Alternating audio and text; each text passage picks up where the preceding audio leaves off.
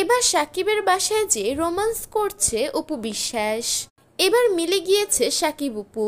প্রিয় ভিউয়ার্স, এই বিষয়ে বিস্তারিত জানতে সম্পূর্ণ ভিডিওটি না টেনে দেখতে থাকুন।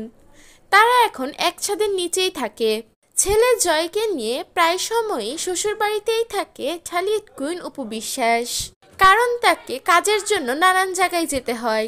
ছেলেকে তো আর একা রেখে যেতে পারে না, তাই দাদা দাদুর কাছে রেখে যায়। সেই সুবাদেই অপু বিশ্বাস শাকিব খানের সাথে ঘনিষ্ঠতা বেশি। এই কারণেই তাকে সাকিবের বাসায় ঘন ঘন যেতে হয়। আবার সাকিবও জয়ের প্রতি আলাদা এক দুর্বলতা কাজ করে, এজন্য বারবার জয়কে দেখতে অপুর বাসায় যায়।